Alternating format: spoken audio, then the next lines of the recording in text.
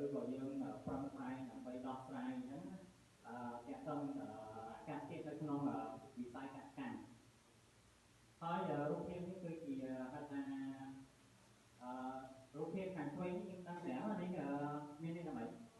តែម្ដងដល់ពេលខាងនេះអូខេតាក់ទងនឹងពាក្យពីលើហ្នឹងយើងគ្រាន់មើលតាមណាទីមួយនេះនេះវាតាក់ទងនឹងទឹកចំនួនVariant ភ្លៀងខ្លាំងទៅវាធ្វើឲ្យទឹកហ្នឹងវាភ្លៀងខ្លាំងផងចោលជួខ្លាំងផងតែចឹងធ្វើឲ្យទឹកហ្នឹងវាស្រក់លឿននេះតើពេលដែលវាពេលដែលភ្លៀងខ្លាំងទៅទឹកហូរគាត់វាទៅជាទឹកជន់វាហូរអស់តើចឹងវាធ្វើវានៅលើដោយយើងនៅស្ទះណាអូខេធ្វើឲ្យវាតបពេលខែប៉ះពាល់គឺប៉ះពាល់ត្រង់ថាដំណាំផ្ទះសម្បែងនៅថាដីផ្សេងដែលជា infrastructure ហ្នឹងគឺវាខូចខាតអូខេយើងមើលជាក់ស្ដែងគឺចឹងតែទៅរាំងស្ងួតthe drop នេះបានថាយើងនិយាយថារាំងស្ងួតផលប្រចាំឆ្នាំអីចឹងទៅវាទូជាវាយនេះហើយនឹងនេះគេនិយាយពីឆ្នាំ2019ដល់2020ហ្នឹង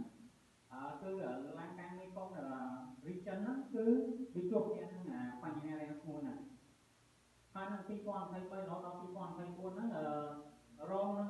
តង់ទៀតគឺគេហៅថា El Nino episode បានថាតកងនឹងហៅថាដែលយើងជួបឆ្នាំទៅដូចពីខែ3ខែ2ខែ1ខែ2ខែ3ខែ4ខែ5ជួបក្តៅខ្លាំងមែនតើក្តៅរហូតដល់តែ12តែ13អីគេហៅថាណូអាកាសធាតុបានហ្នឹងបាទហើយវាប៉ះពាល់ដូចនេះតាក់ទងទៅនឹងជាតិដែនដំណាំយើងនឹងស្រាប់ហើយផ្នែកកសិកម្មតាក់ទងដំណាំខ្លះកាលណាភាពរាំងស្ងួតវាខ្លាំងអូមកថាឥឡូវដំណាំហ្នឹងវារស់នៅក្នុងដំណាំហ្នឹងបានរយៈពេល10ថ្ងៃតែដល់ពេលវាហួតហែងវាលើសអារយៈពេលដែលវាត្រូវធំនឹងបានដូចមនុស្សយើងអញ្ចឹងមនុស្សយើងមកថាឥឡូវយើងថាយើងផឹកទឹកយើងថាក្នុងមួយថ្ងៃយើងផឹកទឹកថា1លីត្រតែចៃដន្យអីថ្ងៃបន្ទាប់យើងអត់មានទឹកផឹកទេតើអញ្ចឹងធ្វើអាការប្រឹងប្រែងរស់រានរបស់យើងវាកាន់តែថយចុះកម្លាំងយើងកាន់តែសោទៅវាដូចគ្នាអូខេអានោះដូចគ្នាអូខេឥឡូវយើងមើលតាក់ទងនឹងផ្នែកគម្រោងនៃហៅថានៃការធ្វើវិធានទិន្នន័យរបស់យើងនេះ from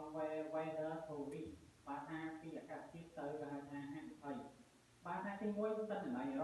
data នេះមានន័យថាម៉េច raw data នេះបានថាគឺជាទិន្នន័យដែលយើងប្រមូលមកដែលយើងអត់ទាន់ធ្វើការបែងចែក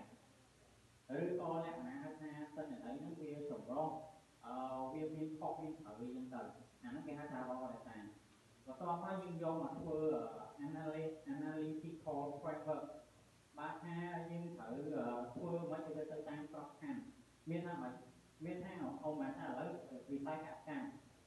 អញ្ចឹងទិន្នន័យដែលយើងធ្វើការបែងចែកហ្នឹងយើងត្រូវធ្វើមិនដើម្បីវាត្រូវនឹងហៅថាវិស័យកសិកម្មអាហ្នឹង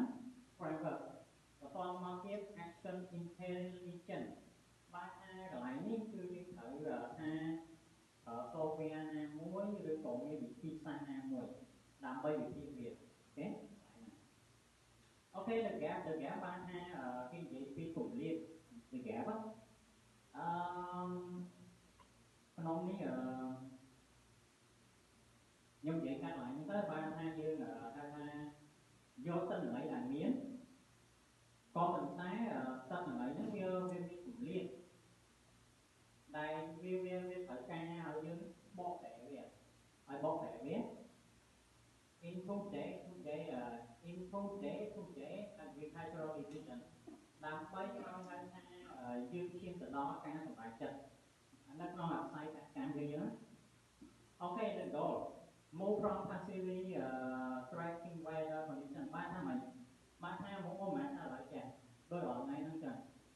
ម្ដងភ្លៀងម្ដងអត់ភ្លៀងម្ដងភ្លៀងម្ដងភ្លៀងម្ដងអត់ភ្លៀងម្ដងអត់ភ្លៀងម្ដងភ្លៀងទៀត